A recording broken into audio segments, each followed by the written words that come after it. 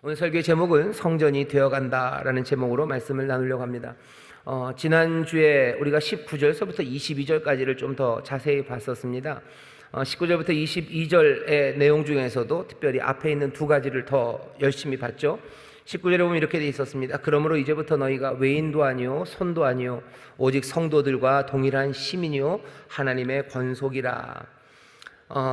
동일한 시민, 그리고 하나님의 권속, 그래서 시민, 가족, 이런 이야기를 했습니다. 이제 우리는 하나님의 나라의 시민들이고요, 또 하나님의 가족들입니다. 전에는 아니었어요. 하지만 이제부터 그렇게 되었다고 하고, 하나 더 덧붙였던 게 이제는 우리가 하나님의 성전이라고, 하나님의 성전이 되어간다고, 그렇게 우리의 변화된 삶의 모습들을 설명하는 그 설명의 비유들, 뭐라 해야 되나요? 에베소서에서만 특별한 건 아니고 신약성경 전체가 계속해서 반복적으로 이야기하는 그 이야기에 귀를 기울였었습니다. 그래서 우리는 시민이고, 그리고 가족이고, 성전이었어요. 근데 앞에 있는 시민과 그리고 또 이 가족, 권속이란 말과 성전은 약간 느낌이 다릅니다. 굉장히 비슷한데 느낌이 약간 다른 게 뭐냐면, 시민이 되는 거, 그리고 가족이 되는 건 그냥 이제부터 그냥 시민이에요. 제대로 덜 된 시민, 그런 건 없어요. 그냥 가족은 가족입니다. 물론 시민으로서 시민의 일을 제대로 잘 감당하느냐, 그 권리를 다 누리고 또 시민으로서의 의미를 다 제대로 행하느냐, 그건 여전히 펜딩이라 그러죠. 여전히 아직까지 달려있는 문제입니다. 가족도 마찬가지예요. 가족이 되었다고 해서 여전히 쑥스러움으로 남아있기도 하고, 가족 안에서의 화목함을 누리지도 못하고, 가족에 기여하는 바도 없고, 그리고 또 가족에게 내가 해야 되는 의무, 그것들을 제대로 못할 때도 있습니다만은, 그래도 일단 시민이 되고 일단 가족이 되면 시민이고 가족입니다. 성전도 마찬가지예요. 사실은 우리가 못나고 부족해도 하나님이 우리 가운데 거하시는 성전은 분명합니다. 하지만 오늘 여기 있는 본문을 쭉 읽어보면요, 시민과 가족은 그냥 이미 된 것처럼 얘기하시고 그 뒤에 좀 더 자세하게 성전이 되어가는 이야기를 우리에게 전해줍니다. 에베소서에서 그러니 지금 강조하고 싶어하는 바가요, 아마 시민, 가족이라는 이야기는 성경의 다른 곳에 더 많이 이야기가 되어 있을 거예요. 하지만 바울이 여기 성전이라는 것에 대해서 이만큼이라도 자세하게 설명한 데는 여기 말고는 그리 많지는 않습니다. 우리가 하나님의 성전이 되어 간다고 얘기합니다. 우리가 시민이 되려고 애를 쓸 필요는 없어요. 가족이 되려고 이제 애를 쓸 필요는 없습니다. 요즘도 그런지 잘 모르겠는데 여러분들 아침 드라마 보면요, 거기 보면 가족이 되려고 굉장히 애들 쓰는 게 나옵니다. 별의별 권모술수를 다 쓰죠. 유전자 검사한 거 종이 바꿔쳐요. 아주 그냥 뻔뻔하게 바꿔치면서 딸 노릇하기 시작하고. 왜 그러는 거예요? 그 집안에 가족이 되고 싶은 거예요. 딸이 되고 싶은 거예요. 아들이 되고 싶은 거예요. 그래서 애를 써서 가족이 되려 하는 시도들이 있습니다. 우리에게는 이제 그런 시도는 필요 없어요. 이미 가족, 하나님의 권속으로 이제 멀리 있었던 우리를 예수 그리스도께서 모든 담을 허시고 그 육체로 깨뜨리시고 그 모든 담들을 소멸하셔서 하나님의 자녀가 되어 한 형제 자매로 살아갈 수 있는 권속, 가족으로 우리를 부르셨어요. 가족이 되려고 이것저것 묘한 서커스를 할 필요 없습니다. 시민이 되려고 해도 사람들이 여러 가지 서커스들을 합니다. 영주권 얻으려고 이것저것 위장 결혼도 하고요. 영화도 많죠. 안성기, 장미 이런 나온 영화들도 있었어요. 그런 영화들, 시민이 되려고 담을 넘고 또 담을 넘어가가지고 여러 가지 이렇게 저렇게 브로커들 통해서 시민권을 얻으려고 애쓰는 모습들, 그런 모습들을 우리가 봅니다. 하지만 하나님의 나라의 시민이 되고 하나님 나라의 가족이 되었을 때는 이제 더 이상 그 위치를, 그죠? 그 시민과 가족의 지위를 얻기 위해서 우리가 애를 써야 될 건 없습니다. 하지만 성전은 좀 달라요. 성전은 좀 더 설명이 필요합니다. 성전이 되어간다는 건 그게 무슨 의미일까? 시민과 가족이라는 건 훨씬 훅 다가오는데 성전은 좀 더 설명이 필요하죠. 그러니 바울이 여기 에베소서에서 성전이 되어간다, 우리가 성전이다 라는 것이 무슨 의미인지 우리에게 좀 더 설명을 합니다. 먼저 하나님의 성전이라는 이야기가 가져다주는 숨이 멎을 듯한 감격이 먼저 시작돼야 돼요. 우리에게는 이야기가 조금은 거리가 있게 들립니다. 하지만 적어도 유대인들에게는, 게다가 에베소 사람들에게는 성전이 되어간다는 건 뭔가 좀 더 특별한 의미입니다. 왜냐하면 유대인들에게는 예루살렘에 있는 성전, 그 성전의 위대함이 뭔지를 알아요. 성전이라는 것이 얼마나 가치 있고, 성전이라는 게 얼마나 영광으로 가득하고 거룩하고 삶의 모든 것의 중심이 되고 모든 사람들의 사랑이 그것을 향해 있는지 유대인들은 압니다. 우리는 이런 성전을 가져본 적이 없어요. 하지만 유대인들은 있죠. 수천 년 동안 솔로몬이 지었고 끌려갔다가 다시 와서 스룹바벨을 통해서 지은 성전이고, 또 그 성전을 대신에 헤롯이 수십 년에 걸쳐서 아름답게 짓고 거창하게 지었던 그 성전입니다. 그 성전은 유대인들에게 있어서요, 모든 것의 중심입니다. 종교의 중심이에요. 그리고 세계 곳곳에 사람들이 흩어져서 유대인들이 살았지만 그 유대인들은 그 성전을 사모해요. 명절이 되면은 뭐 평생을 모은 돈을 가지고, 지금도 어디 외국으로 여행 가는 건 그렇게 만만한 일은 아닙니다. 하지만 이 당시에 무슨 먼 나라를 간다는 건 훨씬 더 위험하고 많은 비용이 드는 일이에요. 그런데도 불구하고 유대인들은 힘만 된다면 예루살렘 성전, 그 성전을 향해 갑니다. 왜 그래요? 사모하는 것이 거기에 있기 때문이에요. 성전은 사모하는 곳이에요. 성전은 아름다워요. 세상에 어떤 것보다 가치가 있어요. 그 성전, 유대인들의 모든 축제와 명절이 지켜지는 자리요, 정치, 사회, 문화, 음악, 예술, 모든 것의 중심은 거기 성전에 있습니다. 이스라엘이 부르는 노래들은 성전에서 부르는 노래예요. 이스라엘의 모든 재능들이 다 쏟아 부어진 곳은 그 성전입니다. 왜 그럽니까? 이유는 하나죠. 이스라엘의 하나님 여호와께서 바로 그곳에 거하시겠다고 약속하셨기 때문이에요. 하나님이 거기 계셔요. 우리 여호와가 거기 계셔요. 그러니 그 성전은 꿈에도 가고 싶은 곳이요, 꿈에도 가고 싶은 곳, 어떤 것보다도 아름다운 것, 가장 가치 있는 자리. 세상에 무언가가 가치가 있다면, 그리고 가치 있는 것이 하나만 고르라면 누구라도 이스라엘 사람들, 유대인들은 예루살렘의 성전, 그 성전을 고를 겁니다. 사람들은 그곳이 하늘과 땅이 만나는 곳이라고 생각해요. 하나님의 영광이 그곳에 임재한다고 약속하셨고 정말로 그곳에 계셔요. 그러니 성전이라는 것은 모든 유대인들, 그 사람들의 가슴을 뛰게 하는 겁니다. 이 유대인들만큼은 아니어도요, 에베소에 있는 이방인들도 성전이라는 게 어떤 의미인지 좀 압니다. 여러분들 사도행전에 보면 여기 바울이 에베소에서 전도하러 갔을 때 뭔가 소요가 일어났던 걸 아실 겁니다. 거기 보면 아뎀이라는 신전이 있어요. 아뎀입니다. 아데미 신전에서 막 소요가 일어나죠. 바울이 복음을 전하니까 에베소에 있었던 여러 아데미 신전 근처에 있었던 비즈니스가 문을 닫기 시작해요.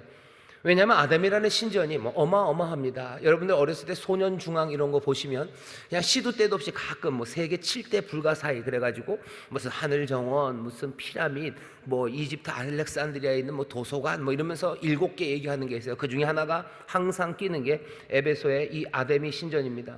거대한 신전이에요. 아테네에 있는 파르테논 이런 것과도 비교할 수 없이 어마어마한 신전이 아데미에 있습니다. 지중해 그 연안에서 가장 유명한 신전이에요. 가장 아름답고 규모가 큰 신전이 거기에 있습니다.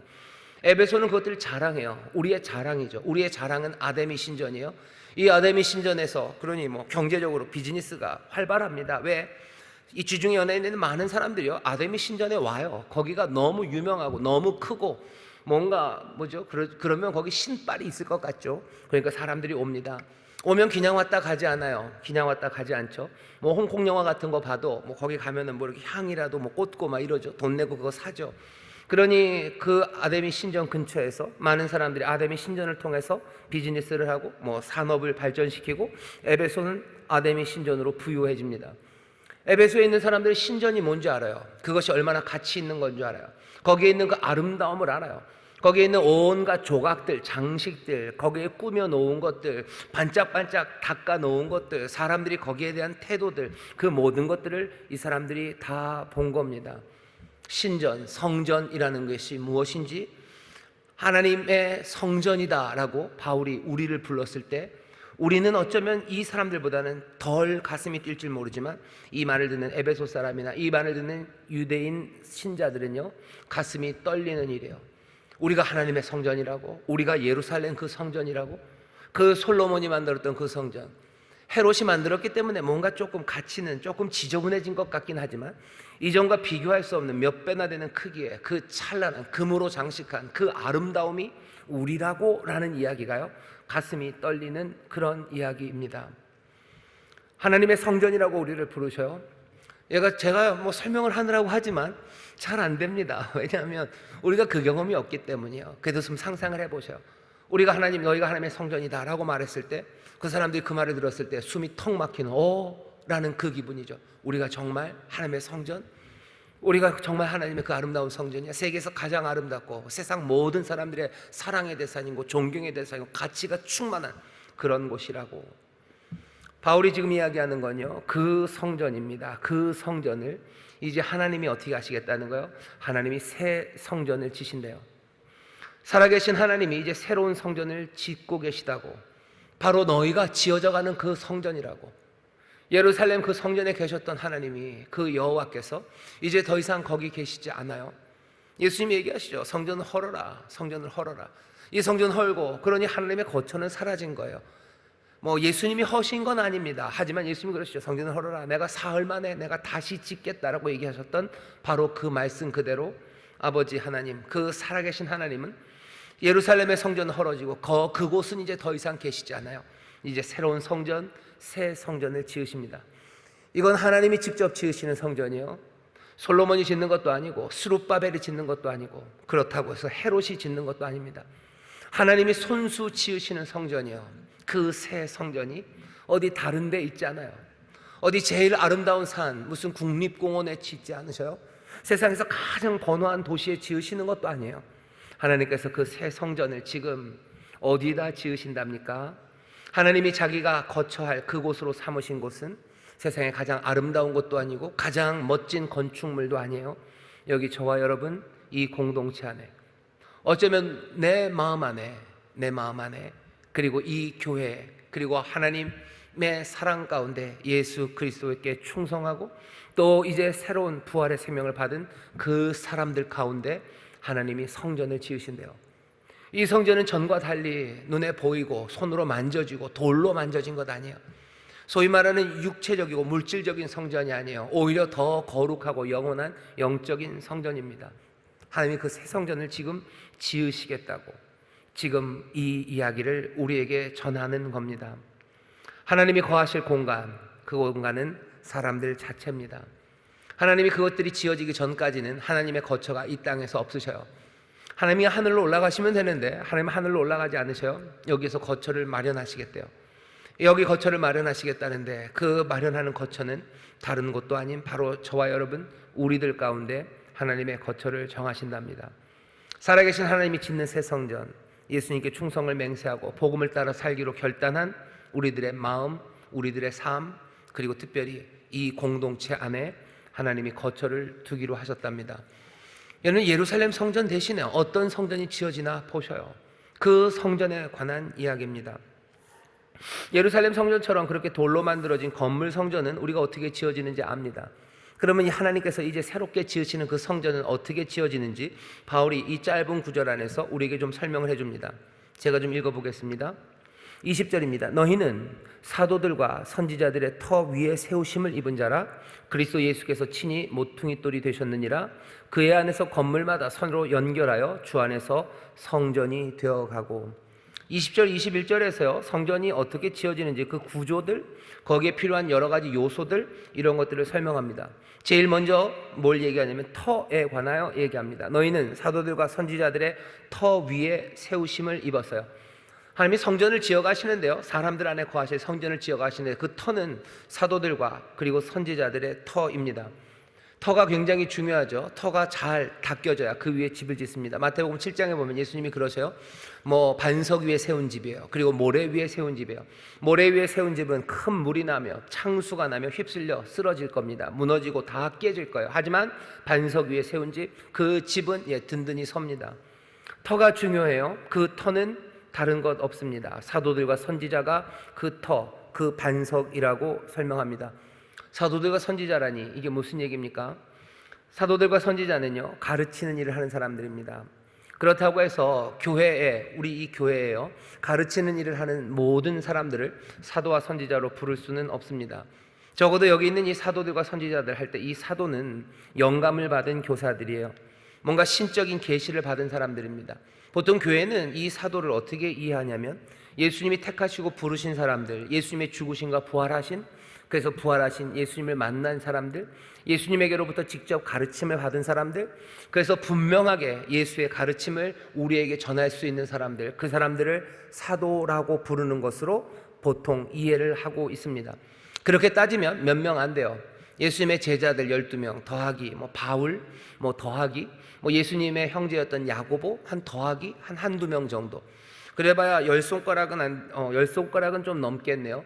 아마 10손가락, 10발가락, 아마 그 안쪽 어디일 겁니다.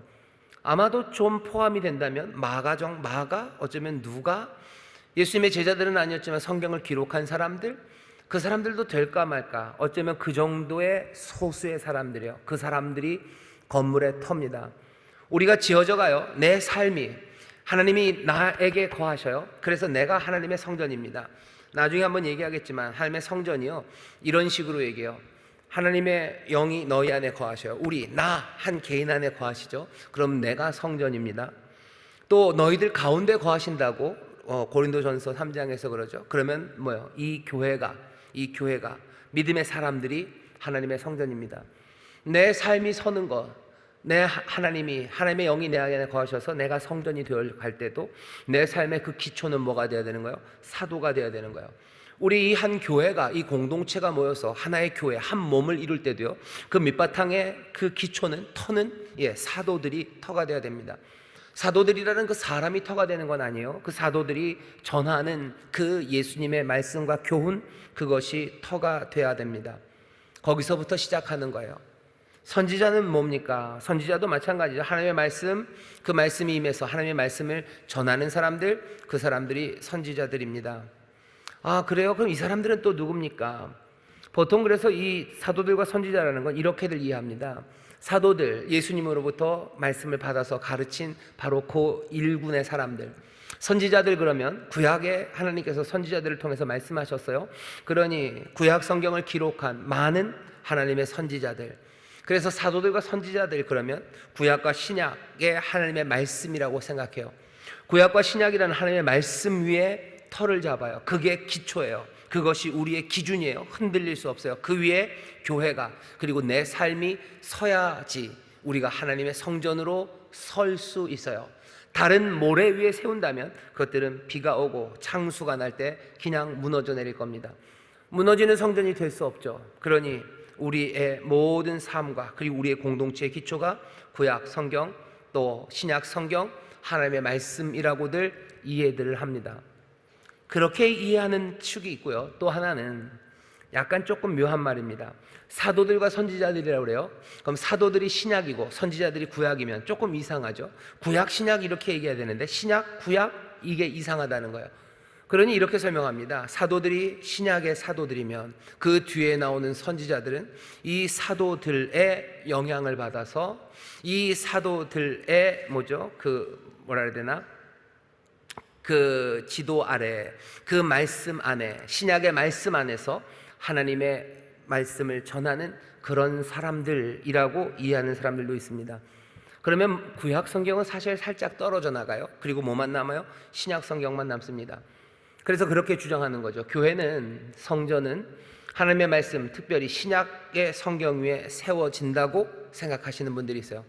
조금 느낌이 다릅니다. 구약, 신약이 우리의 기초와 터가 된다고도 이해하고, 사도들과 선지자라는 말을 통해서 그래도 구약보다는 신약의 하나님의 말씀. 왜? 우리는 예수의 사람들이기 때문에 그래요. 예수께서 어떤 구약의 말씀들은 폐하셨다고 하기도 하고 새 계명을 주신다고 하셨으니 우리 이제 새롭게 하나님의 영으로 성전으로 지어져가는 우리의 터는, 구약은 어쩌면 약간은 보조적인 거고 정말 터는 신약 성경이다라고 이야기하시는 분들이 있습니다. 제가 담임 목사요. 그러니까 뭔가 결정을 딱 해드려야 되죠. 제가 아무리 봐도 조금 애매합니다. 뭐라고 얘기해야 될지 참 애매합니다. 근데 분명한 건 있어요. 분명한 건 뭔가 구약보다는 신약이 우리의 삶에 더 기초가 되는 건 분명해요. 우리가 더 귀를 기울이고 마음을 쏟아야 되는 것은 예수 그리스도 우리 주님의 말씀인 건 분명합니다. 하지만 주님께서 하셨던 그 모든 말씀들과 가르침이 이 구약 성경과 대비되고 이것과 전혀 다른 이야기를 전하지는 않으셔요. 왜? 우리가 구약에서 불렀던 바로 그 하나님이, 어쩌면 이스라엘이, 유대인들이 불렀던 바로 그 하나님이 우리의 하나님이라는 이 동일성을 우리는 믿기 때문이에요. 유대인의 하나님은 유대교의 하나님이고 기독교의 하나님은 기독교의 하나님이다. 그 레퍼런트가 다르다고 생각하지 않아요. 우리는 그 하나님이 바로 우리의 하나님, 우리의 아버지가 바로 그 하나님이라고 우리가 믿습니다. 그렇게 생각하면 구약이 아무것도 아닌 양 빠지기는 어려워요. 그러니 보통 담임 목사, 소위 말하는 목회자들은요, 그냥 애매하게 중간쯤을 얘기할 수밖에 없습니다. 이렇게 이야기하시는 게 제일 좋아요. 우리가 성전으로 살아 지어져 가기 위해서 우리의 삶의 가장 기초가 되는 터는 예수 그리스도의 말씀이에요. 주님의 말씀 위에 서는 겁니다. 그리고 주님의 말씀이 더 가깝고 그리고 더 분명하게 기록된 건 신약의 말씀이 맞아요. 그러니 그것이 아마 기본이 될 겁니다. 구약을 기준으로 신약을 해석하는 건 아닐 거예요. 신약을 기준으로 구약의 말씀들을 우리가 이해할 겁니다. 그러니 어쩌면 그림은 이렇게 되는 거겠죠. 그 돌이, 터가 요즘은 터를 만들 때 콘크리트로 막 한 이만큼씩 터를 만듭니다. 그 기초를 만들어 놓죠. 공구리를 친다고 그러죠. 치는데 그 밑바탕에 어쩌면 더 깔려 있는 아래쪽은 뭐든지 무거운 게 아래로 갑니다. 그 아래쪽은 아마 신약의 기운으로 가득 찰 거예요. 그리고 그 위에 구약의 말씀이 서 있는 것, 아마 그게 구약 위에 신약이 서 있는 거다보다는 신약 위에 구약이 서 있다고 이해하는 방식으로 하나님의 말씀, 우리에게 주신 이 말씀이 우리의 삶의 기준과 터가 되어야 되는 것, 교회의 터가 되어야 되는 것, 내 삶의 터가 되어야 되는 것, 그것이 오늘 전하시는 말씀이라고 이해하시면 됩니다. 교회는 그렇게 지어져 갈 거예요. 이 인천 순복음교회도 그 하나님의 말씀 위에 세워져 갈 거고, 나 한 개인, 나 하나님의 성전으로서의 나도 삶의 기준, 터는 하나님의 말씀입니다. 세상의 철학도 아니고 또 사람들이 말하는 이념도 아니에요. 우리의 삶의 터는 하나님의 말씀이어야만 합니다. 그 다음은 어떻게 얘기해요? 터가 지어지고요. 그 다음은 모퉁이 돌입니다. 너희는 사도들과 선지자들의 터 위에 세우심을 입은 자라. 그리스도 예수께서 친히 모퉁이 돌이 되셨느니라. 여러분들 이 얘기들 많이 들으셨죠? 모퉁이 돌은 또 뭘까? 그리스도가 머릿돌이라고 이야기하는 곳도 있습니다. 머릿돌 그러면 뭐 두 가지 의미가 있어요. 그 코너스톤 그래가지고요, 이 건물의 딱 가장자리에 기준을 잡는 거예요. 한 중간에 있으면 좀 곤란합니다. 이 모서리에 아주 든든하게 딱 잡아야 가로 세로로 뭐가 연결되어 갈 수 있는 모퉁이 돌. 머릿돌이 뭐 그런 의미로도 쓰여요. 또 머릿돌 그럼 말 그대로 머리입니다. 캡스톤 그래가지고요, 건물 위에 이렇게 놓는, 아치면 아치 위에 마지막으로 딱 갖다 놓는 그런 거예요. 영광의 돌이죠. 그것들을 완성하는 돌이에요. 그렇게 이해를 하는 방법도 있습니다. 하지만 여기서 예수 그리스도가 모퉁이 돌이라고 하신 때는요, 아마 처음의 의미일 겁니다. 건물들이 연결되어 가려면요, 뭔가 기준이 돼야 되는 돌이 있어요. 아주 크고 단단하고, 그리고 뭐예요? 그 가로 세로로 딱 바른 돌 하나가 놓여져야 거기서부터 뭐 가로로 세로로 거기에서 건물을 지어갑니다. 그런 기준이 되는 돌이 있어요. 이 가로와 세로를 연합하는 돌이에요. 연결시키는 돌이에요. 연결시켜서 세워갈 수 있도록, 쌓아갈 수 있도록 만드는 그 돌은 모퉁이 돌. 그 모퉁이 돌은 그리스도 예수께서 친히 그 모퉁이 돌이 되어 가셨답니다. 교회가 연합하고 성장해 가기 위해서는요, 예수 그리스도 그분이 모퉁이 돌이 되셔야 돼요. 이 얘기는 한 성전, 저도 마찬가지고 저랑 여러분도요, 한 개인이 성전이라고 그랬어요. 우리가 전체로도 성전이지만 한 개인이 성전입니다. 이 성전과 여기 우리 있는 권사님, 이 성전이 연합하고 같이 자라가기 위해서는요, 뭘로 연합돼야 돼요? 모퉁이 돌이신 예수 그리스도로 연합되고 거기에서 자라가는 거예요. 우리가 함께 자라가는데 무슨 다른 이유로 되지 않아요. 우리가 정치적인 이념이 같아서 뭐 저도 무슨 당을, 그리고 우리 권사님도 무슨 당을, 그 정치적인 한 이념, 한 정당을 함께 좋아하고 거기에 헌신하는 걸로 우리가 연합하고 하나 되는 거? 아니요, 그렇게 지어져 가지 않습니다. 한 개인의 성전도 마찬가지고요, 여기 있는 우리 인천 순복음교회와 또 저기 있는 다른 교회들이 있어요. 그 교회들도 여기 있는 그림을 보면요, 우리가 연합해서 자라갈 겁니다. 연합해서 자라갈 거예요. 연합해서 자라갈 겁니다. 어떻게 연합해요? 그리스도가 모퉁이 돌이에요. 우리가 그 교회와 이 교회가 우리가 연합해서 함께 하나로 자라갈 때는요, 무슨 이념으로 되는 것도 아니고, 무슨 같은 프로그램을 사용한다고 해서 되는 것도 아니고, 아니면 같은 소위 말하는 교단이 같아서 우리가 연합하고 되는 것도 아니에요. 교단이 달라도 뭐가 달라도 예수 그리스도가 모퉁이 돌이 되셔서 그리스도 안에서 하나 되고 그 안에서 성장되어 가는 것, 그것이 올바릅니다. 그것이 아니라면 건물들은 무너지기 시작해요. 시간이 갈수록 점점 균형을 잃어버릴 겁니다. 그냥 같은 이념으로, 어쩌면 같은 사회적인 무슨 태도들, 그런 걸로 하나 된 교회, 그 교회들은 시간이 가면 무너져요. 그 교회들이 서로 연합하고 함께 자라갈 수 없습니다. 모퉁이 돌은 예수 그리스도만이 모퉁이 돌이셔요. 교회와 교회가 연합하고 하나 되어가는 것, 성도가 연합하여 하나 되어 이 그리스도의 몸이, 이 교회가 아름답게 하나 되어가는 가운데 점점 더 그리스도의 장성한 분량까지 자라가는 것, 그 모든 것의 기준은요, 그 바르고 그리고 단단하고 그리고 그 충분한 모퉁이 돌 예수 그리스도 그분 때문입니다. 이것들 놓치면 우리는 하나님의 성전으로 지어져 갈 수가 없어요. 조금 짓다가 말겠죠. 무너져 버리겠죠. 그러면 거기에 하나님의 영광과 거룩함, 아름다움, 그 가슴 떨렸던, 숨이 멎을 만큼 가슴 떨렸던 그 감격, 그것들은 어느샌가 그냥 슬픔과 부끄러움과 수치가 되는 겁니다. 교회가 수치가 되는 경우들 많아요. 한 그리스도인의 삶이라는 것이 수치가 될 때가 많아요.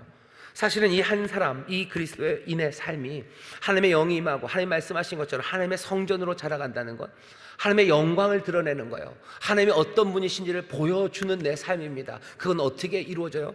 내 삶의 기초가 하나님의 말씀이 되어야 되고, 내가 하나하나 쌓아가는 내 모든 수고와 내 모든 삶의 그 궤적들, 그것들이요, 예수 그리스도가 모퉁이 돌이 되어서 내 삶을 만들어 가야 되는데, 그러지 않으면, 다른 것들을 기준으로 내 삶을 만들어가면 결국은 하나님의 영광, 하나님의 성전이 아니라 뭔가 예수를 믿는다고 하면서 간판은 하나님의 성전이라고 붙여놨는데, 이건 도대체 뭔지 모를 초라하고 그리고 슬프고 그리고 허망한 그런 모습의 성전이 될 겁니다. 그건 성전이 될 수 없어요. 하다못해 에베소에 있었던 아데미 신전도 그러지 않아요. 예루살렘에 헤롯이 지은 신전도 그렇게 되지 않았는데, 하나님이 지으신 하나님의 성전이라고 하시면서 내 삶의 기초가 이상한 기초에다가 내 모퉁이 돌은 이상을 가져다 놓고 내가 아무리 수고해봐야 내 삶에는 하나님의 영광이 드러나는 것 대신에 오히려 수치와 그리고 부끄러움이 만들어질 겁니다. 교회가 하나 되어서 자라가는 것, 그것도 마찬가지예요. 교회들이 서로 하나 되지 못하는 것, 그리고 함께 자라가지 못하는 것은 그 모퉁이 돌이 든든한 예수 그리스도, 그 분이 모퉁이 돌이 되지 않으시기 때문이에요. 이상한 생각들로 하나가 되려고 하고, 또 다른 세상의 주장들, 아니면 허망한 것, 그것들을 모퉁이 돌 삼아서 지어간다면 거기에는 하나됨도 그리고 성장도 이루어질 수 없습니다. 그 터로 충분하다고 생각해야 돼요. 그 모퉁이 돌이 얼마든지 넓고 든든한 반석이라는 거, 그건 믿어야 돼요. 사람들은 그걸 못 믿는 거죠. 이 모퉁이 돌 갖고는 안 된다고 생각하는 거예요. 이 모퉁이 돌은 너무 작아요. 이 모퉁이 돌은 너무 좁아요. 그러니 어떻게 해야 돼요? 뭔가를 좀 더 넓은 것들을 가져다 붙여야 된다고 생각하는 거죠. 뭘 더 붙여야지 내가 성장해요. 뭘 더 붙여야지 우리가 하나 될 수 있다고 생각하는 거예요. 하나님의 영광을 드러내기 위해서는 예수 그리스도만으로는 안 돼요. 뭔가 좀 더 신박한 게 있어야 돼요. 그래야 하나 되기도 쉽고, 그래야 성장하고 하나님의 영광이 드러나고 하나님의 성전으로 자라갈 수 있다고 그렇게 생각하는 거죠. 신박한 거 이것저것 가져다 붙입니다. 예수 그리스도 말고 다른 것들이에요. 다른 것들이죠. 생각해 보세요. 사람들은 뭘 가져다 붙이려고 합니까? 너무 좁기 때문에 충분히 넓히기 위해서 가져다 붙여야 되는 것, 대부분은 세상이 교회에 요구하는 것, 세상이 좋다고 하는 것들이에요. 신박한 것, 찬란한 것, 사람들이 좋아하는 것, 달콤한 것, 그리고 마음에 드는 것, 그리고 그렇게 해야 교회의 영광이 나타난답니다. 추구해야 되는 목표와 기준이 예수 그리스도가 아니에요.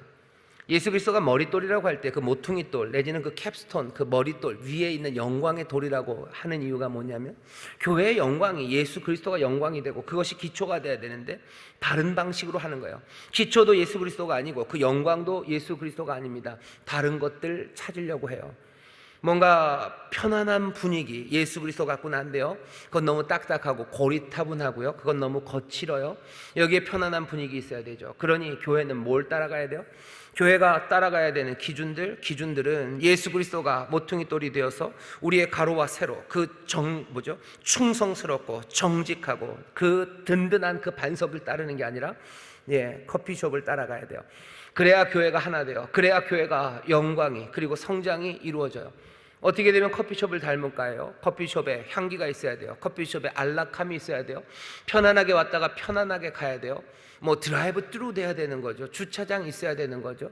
그리고 모두를 환영하는 분위기가 있어야 되는 거예요. 맛있는 커피가 있어야 되고, 그리고 누구도 터치하면 안 돼요. 스타벅스처럼 돼야 돼요. 교회는 그래야 하나 되고 성장할 수 있다고 생각해요. 스타벅스처럼 되지 않으면 뭐처럼 돼야 돼요? 교회는 무슨 엔터테인먼트, 리얼리티, 예능처럼 돼야 돼요. 아니면 사람들이 좋아하는, 사람들이 환호하는 여러 가지 엔터테인들이 있어요. 그거 해야 돼요. 그래야 터가 더 넓어져요. 예수님만 가지고 너무 좁죠. 그거 모퉁이 돌이 될 수 없다고 생각하는 거예요. 이 사도들과 이 선지자들의 이 터 가지고는 너무 부족하다는 거예요. 이 터는 너무 좁아요. 때로는 이 터가 너무 넓다고 생각해요. 이 터가 너무 넓어요. 여긴 치울 수 없어요. 그러니 어떻게 해요? 좁혀야 돼요. 이것저것 덜어내야 돼요. 하나님의 말씀 중에서 우리가 받아들이기 어려운 것들 제해내야 돼요. 요즘 같은 세상에 무슨 동성애가 잘못된 거다, 그거는 하나님이 죄악으로 말하신다, 그거 하면 안 돼요, 이건 너무 넓어요, 좁혀야죠. 그런 것들은 떼고, 동성애도 괜찮다, 그거 애매하고 거친 것들은 다 긁어내야 돼요. 그런 것 드러내는 거죠. 헌신, 내 모든 마음을 다해서 힘을 다해서 하나님 앞에 충성하고 내 목숨을 다해서 살아간, 이건 너무 심해요. 그건 너무 넓어요. 그러면 안 돼요. 그럴 것까지는 없고, 그냥 내가 할 수 있는 한 내 마음에 내가 내 마음에 뜨거울 때, 내 마음에 진심일 때 하면 되는 거지. 네 마음이 진심이 아닌데 네 모든 것들을 내어놓고, 네 마음이 진심이 아닌데 네가 헌신하고 네가 예배하고 그럴 필요 없다고 좁혀놓는 거야. 너무 넓죠. 그러니 좁히려고 하고, 또 좁다고 생각하고 넓히려고 하고, 그것도 아니면 그냥 바꿔치기 하는 거예요. 이 터 가지고는 안 돼요. 이 모퉁이 돌 갖고는 안 돼요. 그러니까 아무거나 가져다 놓습니다. 아무거나 가져다 놓는데 제일 유명했던 것 중에 하나, 최근에 유명했던 거 하나는 히틀러예요. 히틀러가 교회를 완전히 바꿔놓습니다. 히틀러의 생각, 나치의 생각들, 그 게르만주의 생각들, 그게 교회예요. 교회가 해야 되는 건 그거라고 아예 바꿔치기를 했어요. 그래서 히틀러의 모든 생각들에 그 교회가 따라갑니다. 그게 우리가 해야 되는 일이라고 생각하는 거죠.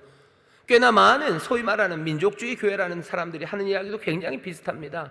교회가 해야 되는 건 통일운동이에요. 교회가 해야 되는 건, 우리가 해야 되는 건 자유민주통일, 그걸 해야 되는 거예요. 예수 그리스도에 관한 이야기는 하나도 없어요. 주사파 몰아내고 그게 교회가 해야 되는 일이라고, 그 안에서 통일되고 그 안에서 하나님의 영광이 나타난다고 완전히 바꿔치기 하는 겁니다. 터가, 그리고 그 모퉁이 돌이 우리에게 무엇인지 분명히 얘기하시죠. 사도들과 선지자들이 우리의 터가 되고, 우리의 모퉁이 돌은 오직 예수 그리스도가 모퉁이 돌이 되어 그것 안에서 성전의 돌들은 함께 연합하고 함께 성장하며 하나님의 그 거룩하고 위대하고 아름답고 찬란한 그 성전으로 지어져 가는 건데, 그 위대한 꿈들을 우리가 애시당초 시작서부터 그 터를, 그리고 그 모퉁이 돌을, 다른 것들을 가져다 놓고 축소하고 넓히면서 이 하나님의 위대한 꿈, 그 꿈에서 멀어져 가는 거예요. 허망한 꿈들 꾸는 거죠. 다른 꿈들 꾸는 거죠. 그러면서 그것들을 이루어낼 수 있다고 얘기합니다. 바울이 우리에게 얘기해줘요. 아니, 하나님께서 이제 새로운 성전을 지으신대요. 그 거룩한 처소를 마련하신대요. 이제 하나님의 사람들 그 가운데서 그 성전을 지신대요. 하나님의 은혜 가운데 예수의 사람이 된 내 삶에서, 이 개인의 삶에서 성전을 지으실 뿐만 아니라 이 믿음의 공동체 안에 거하시며 하나님이 성전을 지어 가신답니다. 그 터가 무엇인지 분명히 보셔요. 그리고 그 모퉁이 돌이 무엇인지 설명하지 않습니까? 예수 그리스도께서 친히 모퉁이 돌이 되어셔. 그래서 그 안에서 필요한 건 하나하나 개개의 돌들이죠. 저와 여러분들입니다. 저와 여러분들이, 이 개교회에 있어서는 저와 여러분들이 돌들일 거예요. 그리고 전체 이 땅의 교회, 어쩌면 인천 순복음교회도 하나의 돌이 될 겁니다. 하나의 돌이 되어 서로 연합하고 그리고 함께 성장하며 우리는 지어져 갑니다. 전에는 멀리 있었던 우리들이에요. 시민도 아니고 그리고 가족도 아니었던 우리들이에요. 멀리 있었기 때문에 그 약속 바깥에 있었던 사람들이에요. 외인이에요. 손이에요. 그래서 하나님도 없었던 사람들이 우리들입니다. 하나님도 모르고 하나님 없었던 우리가 어느샌가 뭐가 됐어요? 하나님의 성전이 되어갑니다. 하나님의 성전이 되어가고 하나님의 성전의 일부가 되어가요. 그것이 여기 예수 믿고 새로워진 우리의 삶을 향해서 바울이 알려주는 우리의 정체성입니다. 우리는 그런 사람들이에요. 하나님의 성전으로 지어져 가는 사람들입니다. 여러분들 이 말씀들을 마음에 품으셔요. 하나님이 왜 성전을 짓습니까? 성전을 짓는 이유는 예전이나 똑같아요. 하나님이 거하실 곳, 하나님이 거하실 처소가 되기 위해서입니다. 하나님이 거하실 처소가 되려고요. 하나님이 우리 가운데 거하신답니다. 구약시대에는 하나님이 거하시는 그곳은 하나님이 거하시는 그 임재가 무엇으로 확인되냐면요, 여러분들 요즘 많이 들어보셨을 겁니다. 뭐 쉐키나 그래가지고 하나님의 영광이요. 하나님이 임재하신 그곳에는 하나님의 영광이 가득합니다. 에스겔에 보면 그 쉐키나가 떠나는 이야기가 나옵니다. 쉐키나가 떠난다는 건, 하나님의 영광이 떠난다는 건 하나님이 떠나시는 거예요. 하나님은 자기의 영광을 포기하신 적이 없어요. 늘 하나님이 계신 그곳에는 하나님의 영광이 가득해서요. 그러면 여러분 생각해 보세요. 하나님이 우리를 새로운 성전으로 지으셔요. 하나님이 왜? 우리와 함께 사시려고, 우리에게 임재하시려고 그렇게 지으셔요.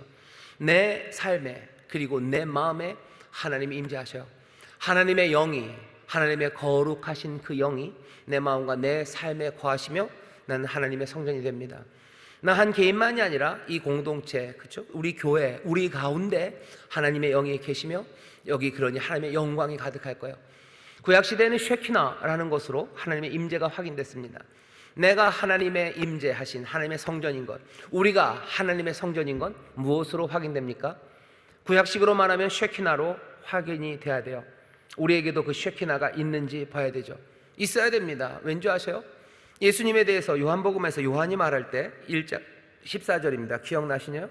말씀이 육신이 되어 우리 가운데 거하셔요. 우리 가운데 거하셔요. 우리가 그 영광을 본대요. 그 쉐키나 영광을 보니 뭐가 충만해요?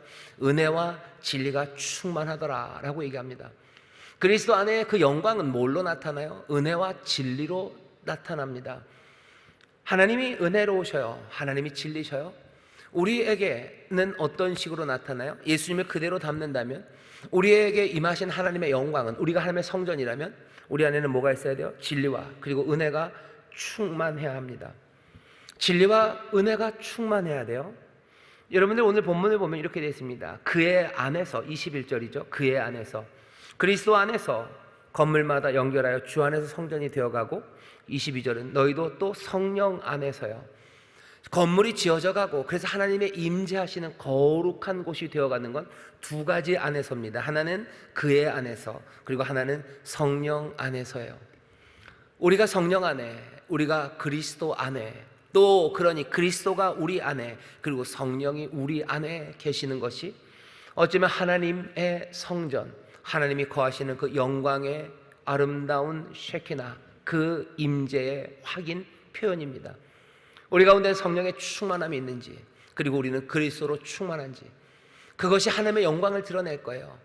우리가 무슨 올림픽 금메달을 따서 하나님의 성전으로 하나님의 영광을 드러내는 건 아닙니다.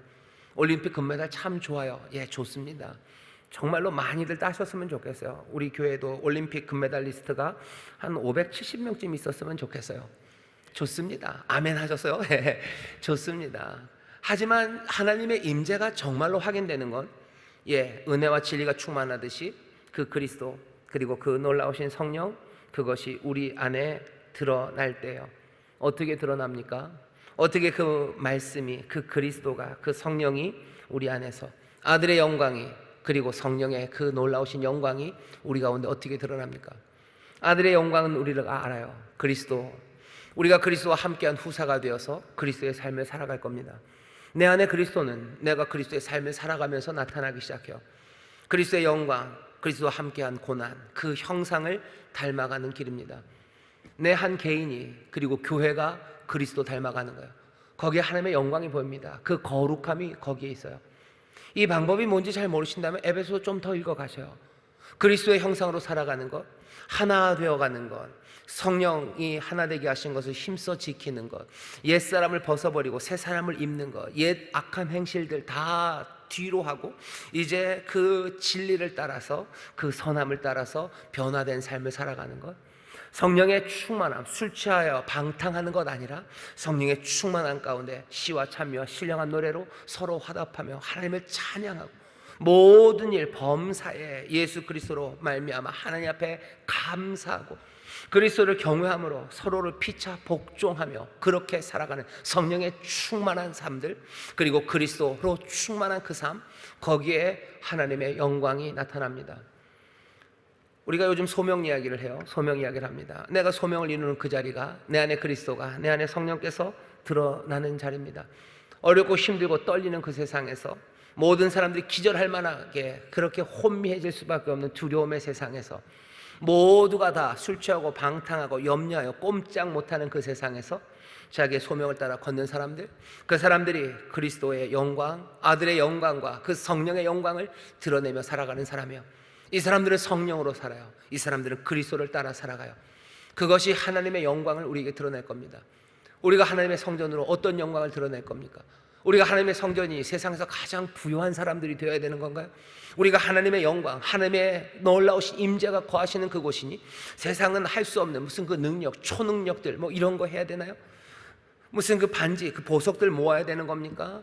아니요. 그 영광은 다른 것으로 드러나지 않아요. 쉐키나로 드러났듯이 이제는 그 아들의 영광과 성령의 영광, 그 영광이 우리의 삶에서 나타날 때 우리는 정말로 하나님이 거하시는 성전으로서 하나님의 영광과 거룩함, 그것들을 드러내는 그런 귀한 교회가 될 겁니다.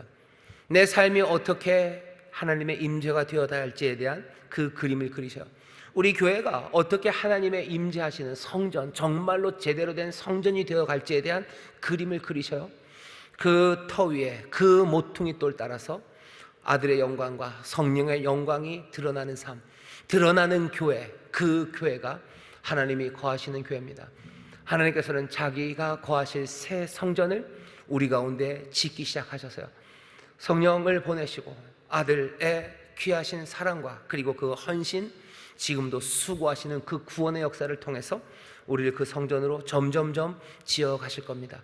내 삶이 그 그리스도의 영광과 성령의 영광이 나타나 하나님의 임재를 증거하는 하나님의 성전이 되게 하실 것이고, 우리 모두를, 이 교회를 그렇게 만들어 가실 것, 우리는 그것을 믿습니다. 이렇게 되어야 하고 이렇게 나타날 것을 믿어요. 여러분이 에베소서 2장을 우리가 좀 길게 읽었습니다. 1절부터 10절, 11절부터 12절 두 개를 읽었어요. 결국은 가만히 생각해 보세요. 1절에서 10절까지 한 덩어리의 제일 마지막은 무슨 말이었냐면요, 포이에마라는 말이었어요. 하나님이 만드신 바, 우리는 그의 만드신 바라. 우리는 그가 만드신 포이에마, 그의 작품이에요. 선한 일을 위해서 지음받은 포이에마들입니다. 여기 우리를 하나님의 가족 그리고 시민, 하지만 집중하고 포인트는 어디가 있어요? 하나님의 성전입니다. 하나님이 지으신 포이에마, 하나님이 지어가시는 성전, 선한 일을 위해서 지으신 포이에마들이에요. 여기 이 성전은 하나님의 영광이 어떻게 나타나요? 그리스도, 그 아들의 영광과 그 성령의 영광, 그것으로 나타날 거예요. 그리스도가 걸어갔던 길을, 그 터와 그 모퉁이 돌 대신 예수 그리스도 따라서 그가 걸으셨던 그 선하고 참되고 그 은혜와 진리가 가득한 그 길을 성령의 능력을 따라 살아가는 것. 어떻게 포에마가 선한 일을 하겠습니까? 그리스도 따라 성령의 능력으로 그 일을 할 거예요. 하나님이 지으신 포에마, 이제 하나님은 그 성전을, 이 성전을 하나님의 포에마로 지어 가셔요. 전에는 죄와 허물로 인하여 죽을 수밖에 없었던 우리들, 세상의 허망한 것에 끌려가며, 아니 어쩔 때면 즐거워 졸졸 따라가며 본질상 진노의 자식이었던 우리들, 멀리 있었던 우리들, 그 약속 바깥에 있었던 우리들, 그 나라도 아니고 그 하나님도 몰랐던 우리들을 이제 하나님의 포에마와 하나님의 성전으로 우리를 만들어 가신대요. 우리는 그런 사람들입니다. 그 은혜가 어떻게 이루어졌어요? 그 한중간에는 여기 자기의 몸을 깨뜨리시고 십자가로 그 모든 가로막는 것들을 소멸하시고 깨뜨리신 예수 그리스도, 우리 사랑하는 주님께서 새 한 사람을 만드셔서 이 포에마와 이 하나님의 성전이 되게 하셔요. 그리스도 우리의 삶의 중심이 될 수밖에 없습니다. 그리스도 없으면 우리는 포에마도 하나님의 성전도 이 위대함도 꿈꿀 수 없어요. 하지만 이 그리스도가 계시다면 이 포에마와 이 성전에 숨이 멎을 것 같은 이 감격, 이 귀하신 영광, 그것에 우리는 참여하는 사람이 되는 겁니다. 우리의 삶을, 이 교회를 여러분들 별것 아닌 것처럼 생각하지 마셔. 내가 내 삶을 봤을 땐 초라하다고 해서 여러분들 비관하지 마셔. 내 삶이 하나님의 포엠합니다. 하나님이 손으로 만드신 거예요. 내 삶이 하나님의 성전입니다. 하나님의 임재, 쉐키나, 그 영광이, 두려워 떠는 영광이 거하시는 것이 내 삶이에요. 우리 교회 여러분들 뭐라 그래야 되나, 너무 무시하지 마셔요. 여기 모여있는 사람들의 얼굴이 굉장히들 평범해 보이셔요. 그리고 또 이 건물이 평범해 보일지 몰라요. 세련되지 않아요. 뭐 성도만 가면은 뭐 어마어마한 건물도 많아요. 서울 가면은 제가 어느새 촌놈이 되었더라고요. 서울 가니까 오 그러고 다니더라고요. 예전에는 안 그랬는데 요새는 서울 가면 오 이 소리가 납니다. 우리가 평범해 보이고 별것 아닌 것 같고 세련됨이 없어요. 우리는 그렇게 뭐 하얗지 않아요. 우리는 그렇게 투명한 사람 아니에요. 우리는 그렇게 얇은 피부 아닙니다. 우린 부드럽지 않아요. 하지만 여기 모든 것들이 부족해 보여도 이것이 하나님의 포이에마, 하나님이 손으로 지으신 것, 그리고 하나님의 성전임을 여러분들 잊지 마십시오. 하나님의 영광이 우리 가운데 거하셔요. 하나님이 손으로 지으신 자들이에요. 예수 그리스도가 우리에게 그 삶을 주셨습니다. 주님 잊지 마셔요. 십자가 놓치지 마셔요. 그리고 십자가를 단단히 붙잡고 그 은혜를 믿는 가운데 믿음으로 여러분들 구원 얻은 여러분들, 이제는 우리가 포에마가 되고 하나님의 성전임을 여러분들 기억하시며, 어떻게 보면 더 간절함으로, 그러니 더 겸손함으로, 하지만 세상의 무엇에도 꿀리지 않는 당당함으로, 그리고 벅찬 꿈과 비전을 가지고 우리들의 삶을 하나님의 영광에 따라, 그리고 우리를 포에마로 지으신 그분의 선하신 길을 따라 여러분들 그렇게 즐겁게 서로 격려하며 성령 안에서 걸어가게 되시기를 주의 이름으로 축원합니다. 그게 우리의 삶, 우리를 부르신 부르심입니다. 기도하겠습니다. 하나님, 성전이 되어가는 꿈을 우리에게 주십니다. 이 가슴 벅찬 숨이 멎을 것 같은 이 비전을 주여 성령 안에서 우리가 함께 나누고 또 함께 즐거워하고 또 함께 감사하게 하여 주옵시고, 아버지 하나님, 이 삶을 놓치지 말고 정말로 성령의 인도하심과 예수 그리스도의 또한 그 놀라우신 역사 가운데 하나하나 아름답게 이루어가는 우리 모두가 되게 하여 주옵소서. 감사드리며 예수님 이름으로 기도하옵나이다. 아멘.